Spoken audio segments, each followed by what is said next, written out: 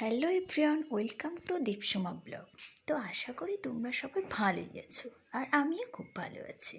তো আমার নতুন একটি ব্লগে তোমাদের সবাইকে ওয়েলকাম জানিয়ে এখন থেকেই আমার ভিডিওটা স্টার্ট করছি। তো এখন শীতকাল, তো পিঠে পুলি কার না খেতে ভালো লাগে। তো শীতকাল মানেই পিঠে পুলির মরশুম আর জমিয়ে খাওয়া দাওয়া। তো আমি আজকে বানাবো তো একটা সবার জন্য জলদি রেসিপি। তো নারকেলের যে দুধ পুলিটা হয়, তো সেই দুধ পুলিই বানাবো। তো চলো, তার জন্য এই যে ফার্স্ট দুখানা নারকেল নিয়ে নিয়েছি। তো নারকেলটাকে ভালো করে পরিষ্কার করে ধুয়ে ছাড়িয়ে তো কুড়ে নিয়েছি। তো নারকেল কোড়া নেওয়ার পরে এই যে এখন আমি ভাজছি নারকেলটাকে। তো চলো ভালো করে ভাজা ভাজা করে একটু লাল লাল হয়ে এলে নারকেলের মধ্যে সামান্য পরিমাণ নুন ও যে যতটা পরিমাণে চিনি মানে মিষ্টি পছন্দ করে তো দিয়ে দেবো। তার জন্য এই যে পরিমাণ মতন চিনি দিয়ে দেব। তো দেওয়ার পরে খানিক ভাজা ভাজা হয়ে লাল লাল হয়ে এলে একটু জল দিয়ে বেশ সিদ্ধ সিদ্ধ হয়ে যাবে, নারকেলটা বেশ মাখা মাখা নরম টেস্টি হয়ে যাবে। তো চলো, আমার নারকেলটা প্রায় এই যে জল দিয়ে দিয়েছিলাম, নারকেলের মধ্যে একটু নুন দিয়েছিলাম, জল দিয়েছি, দিয়ে যে ভাজা ভাজা হয়ে গেছে। তো বেশ করে খানিকটা জল দিয়ে ভালো ভাজা ভাজা হয়ে গেলে লাল লাল করে, তো এবার এটাকে তুলে নেব, যাতে টেস্ট হওয়ার জন্য আর দেখতে সুন্দর লাগবে, তার জন্য লাল লাল করে নেওয়া। তো চলো, এরপর আমি এখানে 1 কিলোর মতন সুজি নিয়েছি। তো সুজিটাকে ভালো করে ভেজে, ভালো করে মানে খুব লাল না আর খুব কড়াও না, সাদা সাদা রকম থাকবে, আর সাদা সাদা ভাব থাকবে। তখনই আমি এর মধ্যে দিয়ে দেবো, ভাজা ভাজা করবো, সাদা সাদা মতন হয়ে থাকবে, খুব বেশি লালই হবে না, হালকা লালচে কালার আসার শুরুর আগেই সাদা হয়ে থাকবে। তখনই এর মধ্যে দিয়ে দেবো সামান্য পরিমাণে নুন। তো আমি এর মধ্যে দিয়ে দেবো স্বাদ মতো লবণ। তো দেওয়ার পর এই যে ভাজা ভাজা হয়ে এসছে, তো এর মধ্যে দেব জল। তো আমি এই যে আগুনে বসানো থাকবে হালকা মিডিয়াম আছে, তো তখনই দিয়ে দেবো জল। তো এই আগুনের মধ্যে জল দিয়ে ঠাসাটা মানে ময়দার মাখাটা, এই সুজির মাখাটা করলে খুব নরম হয় আর খুব টেস্টিও হয়। তো আমি এখানে তো তারপর এই যে আমি অল্প অল্প করে জল দিয়ে নাড়াচাড়া করে করে তো কড়াইয়ের উপরেই ঠাসাটা করছি। তো ময়দার সুজির মণ্ডটা বানাচ্ছি। তো এখানে মানে সুজির মণ্ডটা বানালে বেশ সুন্দর হয়। তো এবার আমার এই যে মণ্ড মতন হয়ে এসছে, তো কড়াই থেকে তুলে নিয়েছি, কেননা কড়াই তো গরম, তো ওখানে আমি তৈরি করতে পারবো না।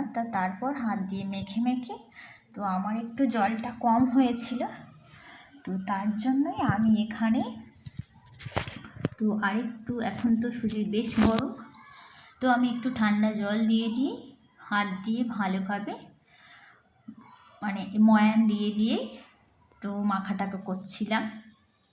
তো বেশ দেখতেই পাচ্ছ এখনও ভাব উঠছে, কেন বেশ গরম, তো আমি এই জন্য জল একটু দিয়ে দিই।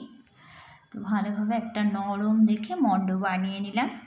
তো তারপর একটা পরিষ্কার কাপড় নিয়ে, তো ভিজিয়ে সেই ভেজা কাপড়, পরিষ্কার ভেজানো কাপড় দিয়ে এটাকে চাপা দিয়ে রেখে দেবো। মণ্ডটা বানানোর পর বেশ সুন্দর নরম হয়েছে, মানে মণ্ডটা বেশ ময়ানটাও খুব সুন্দর হচ্ছে।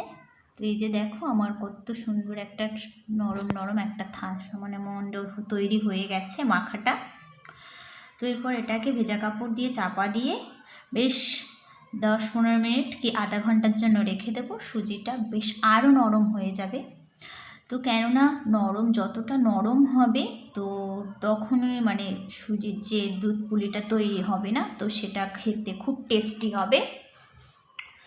তো আমার এই যে মণ্ড তৈরি হয়ে গেছে। তো এখানে এই যে ভিজে কাপড় নিয়েছি, তো নিয়ে এটা আধা ঘন্টার জন্য চাপা দিয়ে রেখে দেব। তো দেওয়ার পরে চলো ততক্ষণ অপেক্ষা করা যাক আধা ঘন্টা। তো আধা ঘন্টা অপেক্ষা করার পর এরপর যখন আমি এই কাপড়টাকে তুলে তো এক সাইড দিয়ে ছোট্ট ছোট্ট করে টুকরো টুকরো করে, তো আমার আধা ঘন্টা হয়ে গেছে। তো চলো, এতক্ষণ অপেক্ষা করছিলাম। তো এরপর এই যে আমি এখানে অল্প করে কাপড়টা উঁচু করে, তো সেখান থেকে এই যে দেখো কত নরম একটা মানে ময়ানটা তৈরি হয়েছে মাখাটা। তো এটাকে সুন্দর করে গোল করে একটা ভালো শেপ দেব। তো দেওয়ার পরে পুলি পিঠের জন্যে তো তৈরি করে নেব। এই যে হাতে একটু চেপে তালুতে তো সুন্দর করে ছোট্ট করে একটা খিলি মতন করতে হবে, বাটির শেপে, বাটির মতন। তো এর মধ্যে নারকেলের পুরটা দিয়ে দেবো, দিয়ে মুখটাকে সুন্দর করে মেরে দিয়ে তো আমার রেডি হয়ে যাবে খুনি নারকেল পিঠে। তো এখনই দিয়ে দিচ্ছি এই যে নারকেলের পুরটা। তো নারকেলের পুরটাকে দেওয়ার পর চলো মুখটাকে ভালো করে বন্ধ করে দেওয়া যাক।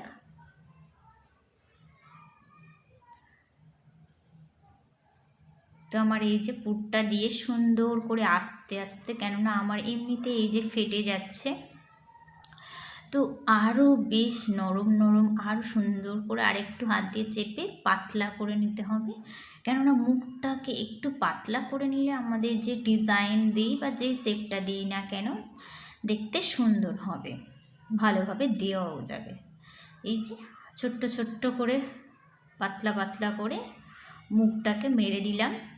তো দেওয়ার পরে দেখো কত সুন্দর একটা শেপ এসেছে, দেখতেও খুব সুন্দর লাগছিল। তো এরকমভাবে আমি এক এক করে অনেকখানি পিঠে তৈরি করে নেব এবার। তো চলো এক এক করে ফেলছি।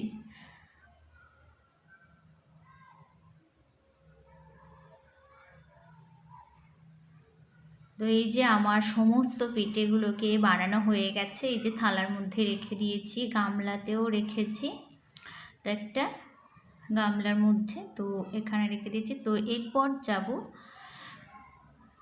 তো আমার সুন্দর করে পিঠেগুলোকে তৈরি করা হয়ে গেছে। তো এবারে আমি দুধটাকে জাল করব। তো তার জন্য নিয়ে নিয়েছি গরুর দুধ। তো এই যে 1 মগ দুধ নিয়েছি। তো এর সাথে আরও বেশ আর 1 মগ দুধ দেব, বেশ অনেকটা পরিমাণ, যতটা আমার পিঠের পরিমাণ হবে যেন দুধটাতে একটু ডুবে থাকে, কেননা দুধটাকে ফোটাবো নারকেলের মধ্যে বা পিঠের মধ্যে দুধটা ডুববে সেই রকমভাবেই আমি রাখবো। তো আর এর সাথে আমি যে দুধের একটু টেস্ট আসবে তার জন্য নিয়েছি একটু আমুল স্প্রে দুধ। তো এই যে গুঁড়ো দুধ নিলে টেস্টটা খুব সুন্দর আসে।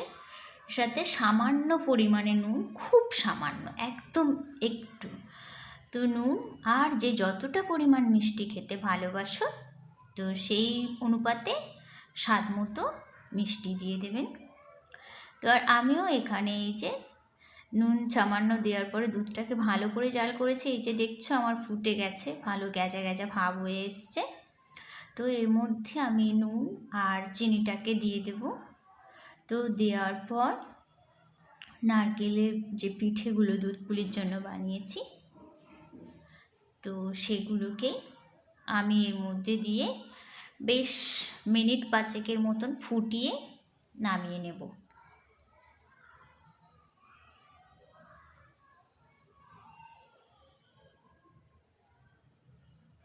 তো আমি এই যে এখানে নুন আর চিনি দিয়ে আরেকটু চিনিটাকে গুলে যাবার জন্য দুধের সাথে তো একটু নাড়াচাড়া করব। তো এরপর এর মধ্যে দিয়ে দেব পিঠেগুলোকে। নাড়াচাড়া করার পর মিনিট 5 অপেক্ষা করব, তারপর আমার রেডি হয়ে যাবে দুধ পুলি। তো আমি এটাকে ফুটে যাবার জন্য অপেক্ষা করছি।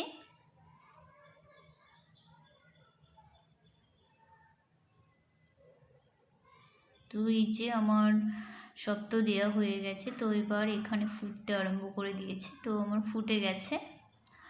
তো আমি একটু ভিতরের এগুলোকে উল্টিয়ে দেব যাতে করে উপরেরটা ভিতরে যেতে পারে আর ভিতরেরটা উপরে, কেননা উপরের পিঠাগুলোর মধ্যে তো দুধটা ঢুকবে না, নাহলে সেগুলো শক্ত শক্ত হয়ে থাকবে। তো এই যে আমার সমস্ত উল্টে পিঠেটাকে পুরো রেডি করে নিয়েছি। তো চলো এবার এটাকে নামিয়ে সার্ভ করা যাক।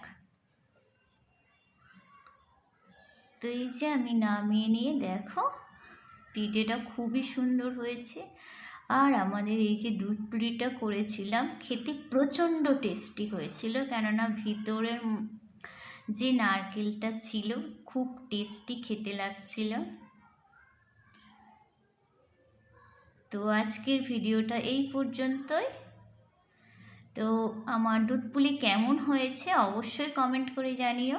তো আর কে কে দুধ পুলি এর মধ্যে খাওয়া হয়ে গেছে অবশ্যই জানিও। আর ভিডিওটা ভালো লাগলে একটা লাইক কমেন্ট করবেন, অবশ্যই কমেন্ট করে জানাবেন কেমন লাগলো। আজকের মতো এই পর্যন্ত, সবাইকে টাটা।